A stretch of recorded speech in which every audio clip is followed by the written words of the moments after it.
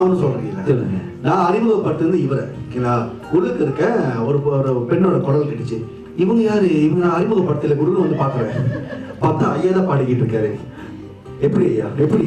அதான் பயிற்சி தான். அதாவது இந்த வயதிலும் நான் பாடுறேன்னாக்கா அந்த கலைத்தாய் அருள் இல்லாம பாட முடியாது. கஷ்டப்பட்டோம். ஆண் பன்னீர் குரல்ல இருந்து பாடுறதுனாக்கா எங்களுடைய பாகவதரனை போட்டு அடிச்சு நீ முன்னால முடியும் பாடுறான்னு சொல்லி இன்னதான் பாடிட்டு இருக்கேன். எனக்கு இந்த கழுத வயசாச்சு, இன்னும் பாடிட்டு தான் இருக்கிறேன்.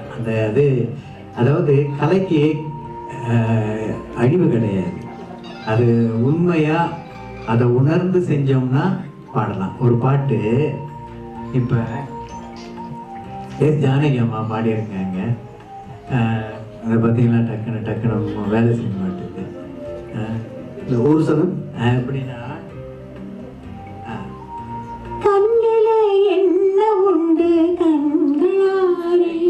ஒரு பாட்டு இருக்குல்ல, அதே சில பேர் பாடுறாங்க. கண்ணிலே என்ன உண்டு கண்களாரியும், கல்லிலே ஈரம் உண்டு கண்களாரியும். அது பாட்டு தான். அந்த பாட்டுக்கு உயிர் கொடுக்கணும். தமிழ் பாட்டுல அழகு இருக்கணும், பாவம் இருக்கணும், சொல் சுத்தமா இருக்கணும், இசையோட லைத்து பாடணும், அழகா பாடணும். அதுதான் எங்க பாகவதர் போட்டு அடிச்சு இப்படி பாடுறத கேளுங்க.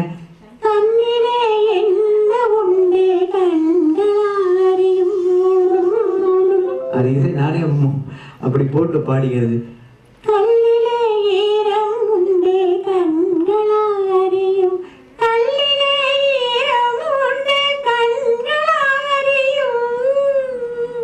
இந்த பாவத்தெல்லாம் சொல்றாரு.